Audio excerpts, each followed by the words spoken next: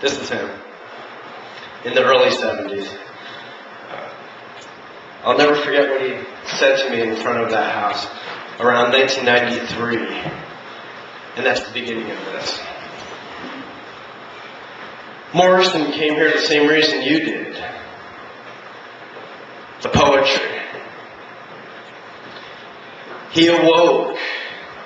He wrote. Opened the curtains. Watched 6 or 7 pelicans. Graceful. Sweeping over the Pacific. Terrific. He wrote. Why go anywhere? And he didn't. Save select cafes and the methadone clinic. Mr. VICED honest. He lived alone in a rent-controlled bungalow and wrote poems on an antique Smith Corona.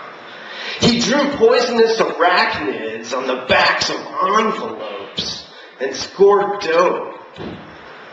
He was one of the most ignored poets in America, according to the Los Angeles Free Press. Antonin Artaud meets Edgar Allan Poe in a morphine-dripped dream in distress. He had a Zapatista street sweeper mustache, smoked crack in Pyrex glass, and signed books for all of his favorite waitresses and baristas. He fiended for one in particular from Sweden. He called himself a mistake, worse than an abortion, and reportedly got his first hit of acid from Jim Morrison. He said it was a purple wafer, the size of a lifesaver's. Should he break it in half? No, man. Take the whole thing. They were less than friends, more than acquaintances at UCLA. Then Jim got famous. What have you been doing? Just making money. What have you been doing? Just making music. What have you been doing? Just making candles. What have you been doing? He called himself a blunt instrument, worse than a candelabra, and reportedly got his 4th hit of acid from a psychedelic Sinatra. He said it was a sugar cube from a Woodstock guru. Should he break on through? No, man. Go to the emergency room. They were less than friends, more than acquaintances at UCLA. Then Jim got famous. What have you been doing? Just making money. What have you been doing? Just making music. What have you been doing? Just making candles. What have you been doing? And the lids he got from the shaman were not exactly chronic. Mr. VICED honest. Stay alive. He had short-term memory loss and a long-reach stapler. He typed on the platen when he ran out of paper. He drew inspiration for a second publication from a fascist dictator who painted roses as a teenager. Schizoid is such a swinging way. He corresponded with William Watling and went fishing on Convict Lake. He kept burning in water, drowning in flame. And he heard from Bukowski. Endurance is more important than truth. He learned from Bukowski. Solitude is key. Avoid all groups. And he discerned from Bukowski. Dark urine means not enough fluid. Mr. Viced Honest, stay alive. And Bukowski was enslaved by the left-hand margin, he raved, while he was free to move about the page, zigzag, stagger the lines, return, return, return again and again and return again. Listen. Aphrodite suggested he try psychiatry. The cure, not the practice.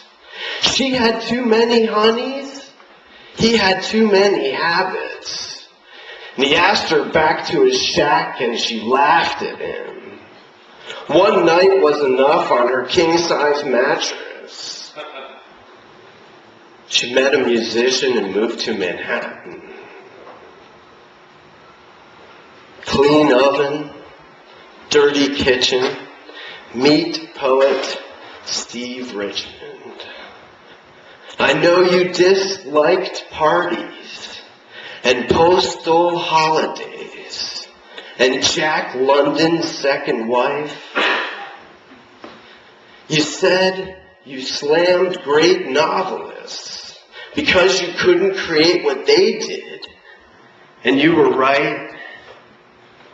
You said you could not yet describe the black bird in the green tree and saw demons salute crows with bones for wings. Dear Mr. Viced Honest, you had an aversion to Russian fur hats, or at least one in particular, from an American poet. Beat Generation publisher and proprietor of paperbacks on Columbus Ave. Listen, by Steve Richmond. Listen, we sacrifice the fame, stick to poetry, make a move into prose, and somehow we've lost that certain touch. That shoe in my face, it's the novelist's fame. That short story writer is only a short story writer. Listen, we stick to poetry. We didn't want all that false publicity, all that crap to build a legend. We had a few hobbies. Hobbies save our lives. We had a TV. We had a record player. We had a dozen healthy plants. Listen, by Steve Richmond. Mr. Viced Honest. Mr. Viced Honest. Mr. Viced Honest. Superb, he wrote. He fed birds wild seed. When his washer broke, he filled it with dirt and planted a fern. He bet on boxing. Hagler over Hearns. Hagler won in the third. Marvelous, he wrote. He yearned for 2 paid weeks in Europe.